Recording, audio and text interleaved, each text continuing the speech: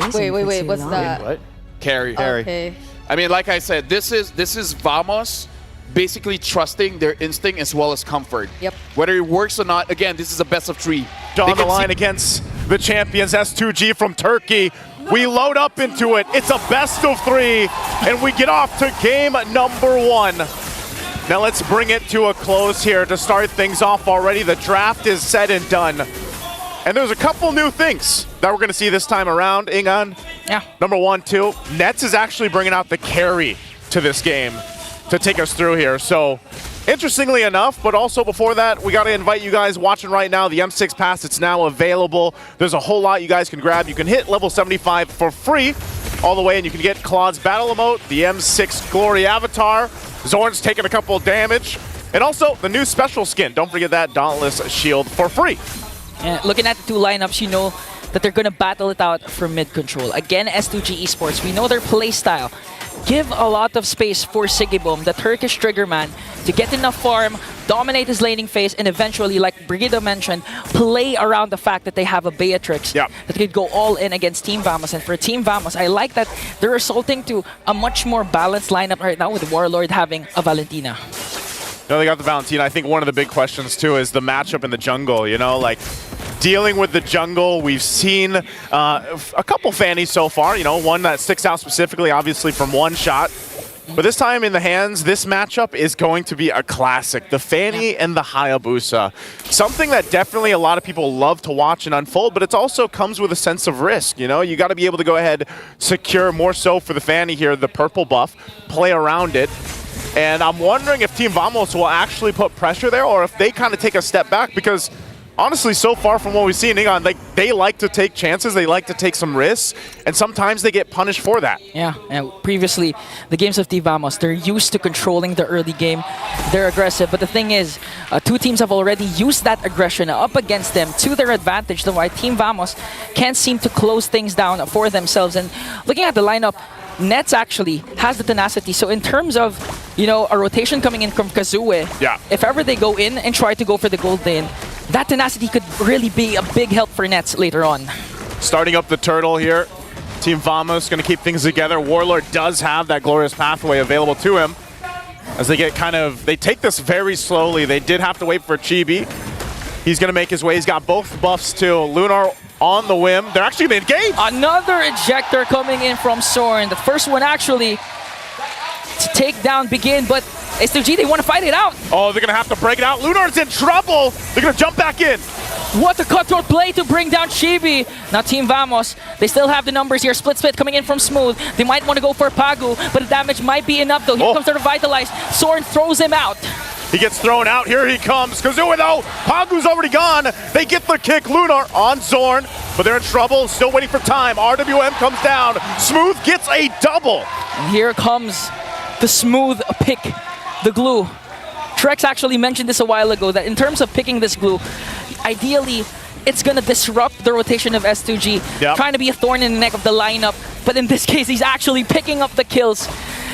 Assuming that Chibi was taken down, you thought that they weren't able to take this turtle away, but with the help of Smooth, along with Soren's two crucial ejectors, they were able to take the lead by taking down a turtle as well. At least in that sense, Kazue did get a kill. You know, at least he gets a little bit of gold in his pocket, but ultimately that was such a drawn-out objective take. And this is the power of the Jawhead. They go in. Unstoppable Force plus the Ejector. They'll have their own glorious pathway to try and break down Pagu. 4 members are ganging up. Here comes Kazue with the steel cables, but Pagu's the one first man down. Lunar jumps in, gets the kick. Chibi's out of the picture.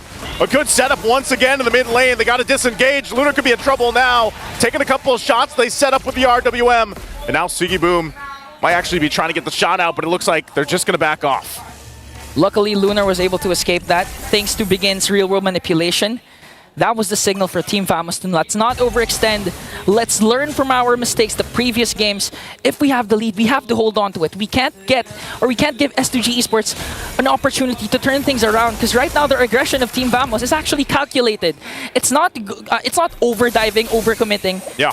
This time, it's all about discipline, and Kazue goes in with the steel cables, but the cutthroat might actually be able to save this, but Kazue, with the fast hands, takes down the tankiest hero of Team VMS. That's what you call confidence here, Ingon. 3-0 now. got enough to go ahead and just visit a lane, get a kill, and get out. Especially when he's buffed up. You know, that's great for him. Also, you can see this. Causeway is going to pick up that War Axe. He's got that available. Nets and Siggyboom both have just relatively been pretty chill. You know, farming up in the lane. BOD now picked up here for Siggyboom. The power spikes are going to come in. And look at that push also. Playing on that macro level again. They might try to set things up here on the top. Again, Soren with a beautiful ejector. Pagu has time to use the glorious pathway. Here comes Kazooie though. There's the kick again. Lunar's been on point. Look for GB, but he's going to get stopped in his tracks. They're in trouble. Siggyboom! And they take down Lunar and Kazooie, but Siggyboom picks up a kill of his own, trying to bring down Chibi, and a shutdown there coming in from Smooth. That was a quick response once again from Team Vamos. Still in the mid lane, focusing down the turret. Pagu is going to try to do much here alongside the help. They hold on to the mid lane turret, but they will lose that buff. And now the fact that the turtle's up, Team Vamos will make their way. But notice, you know, all this action here, Ingon has led us to essentially an even game. You know, nothing too crazy in terms of economy building up. But what you do have to pay attention to is how many turrets start to fall at this point. You know, S2G did get that bottom one down, and it looks like they might be trying to get some more here. But right now, the focus objectively is the turtle. If they can secure it, Lunar's been doing so much work, man, to get the setups with the kick, and it's a little bit more difficult for him in comparison to Zorn. Zorn, for the most part, just goes in with the unstoppable force and just tosses someone in the air, whereas Lunar's got to be a little more finesse with it as they approach this turtle here. Okay, here comes the clash. Glorious pathway is there, but Chibi gets the turtle. Will they go for it? Zorn, look at the unstoppable force, but Kazooie manages to turn things around and use the cutthroat and steel cables to bring down Raja emote, but Team Vamos will secure that turtle. That's a feels bad, you know? I mean, when you lock in with that ultimate from the Jawhead, that unstoppable force, you can't help it, but you're going to travel with them. It's still going to be used. Lunar, I'm not sure if he's going to find anything here. Warlord's pretty much safe at this point, and they back off. You know, that's one of the prices you pay for picking the Jawhead, but nonetheless, Zorn's been doing work, like I mentioned, alongside the opposite roamer here in Lunar.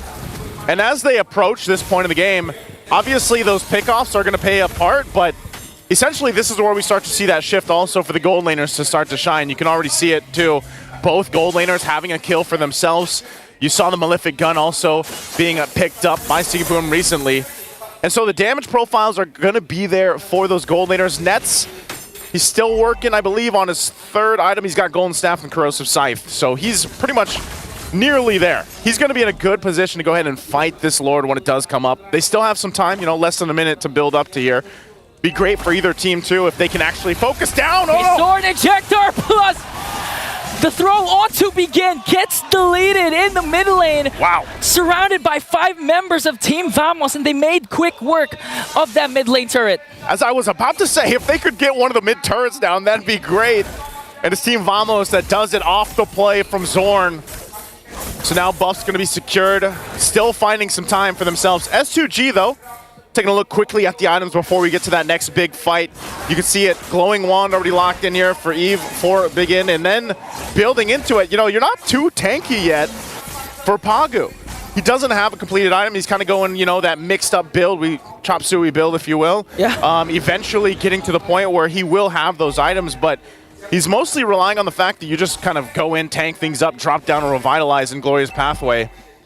And so far, building into it, we've seen a lot of the times where Warlord takes that Glorious Pathway alone. So you have this interesting fight for both teams on how they can utilize cutting people off or slowing people down. And this is what I was talking about, the pressure on the buffs. Okay. It's going to start up. Okay, coming in from Lunar plus the real world manipulation. They have their Glorious Pathway of their own. Soren's the first man down. But Chibi goes in with a Wiki Shadow Kill's going to take down one more. And Smooth with a split to bring down a Pagu. Team Vamos once again, they're controlled and calculated. Aggression back as Zoe goes in. Steel cables might not be enough to give him flickers in, but targets the wrong man. They tried to take down Smooth. And Team Vamos, that was an unfortunate event for Siggyboom. Locks onto Smooth instead of Chibi. Oh no, it's not looking good for the Turkish Kings. A big mistake from Siggyboom himself. Goes in, flickers in, and gets punished, and now all of that might result in a Lord unless something can be done. S2G, they want to get a position for it. Slowly but surely going to approach the fight. Okay, Pagu, Just casting a Glorious Pathway to make sure Team VMS doesn't continue with the regression. There was an attempt to go for that Lord for Kazooie. But the thing is, S2G, they don't want to risk anymore. Again, they have a lot of outer turrets still. In terms of clear wave potential, they still have Sigiboom with the Baytrix that could easily burst down the first Lord right away. So S2G Esports, they still have an opportunity here to not let Team VMS maximize the first Lord. This is they why can safely do so. This is why, man, like, the Valentina is always a good pick. It's always like a priority too, not only for the fact that you take ultimates, but the Terrify mechanic could actually be pretty devastating in certain situations, you know? So now they play around this Lord, marching in the mid lane, a Warlord still holding on to a Glorious Pathway.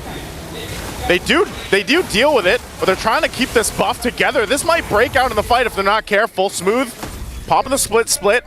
Net's cutting that wave there on the bottom side. Wants to push into that tier 2, and Zorn just around the corner, not wanting to toss up Pagu, of course. Ice Queen Wand now pick up for Big N 2. That's going to be helpful for them when they set things up with the real world manipulation, but right now they kind of just have to hold on the best they can, buckle up. Lunar getting a check, they're going to go in. Oh, Glorious Pathway plus the real world manipulation, but Team VMS, 5 members are still here. Kazooie though tried to go for Nets, but the problem is Nets was surrounded by a lot of members from Team VMS, and Kazooie trying to look for a proper angle and catch Team VMS off guard.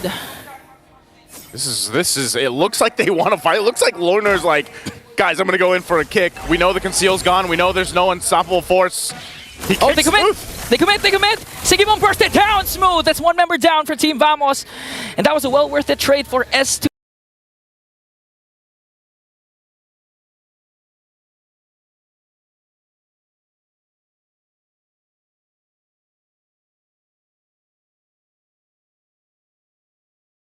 Advantage for S2G to go ahead and push on these sides of the map. Even the mid turret, it looks like they're going to go for a Warlord. Oh, they're going to try and pushing out Warlord. Glorious Pathway, Kazooie onto the...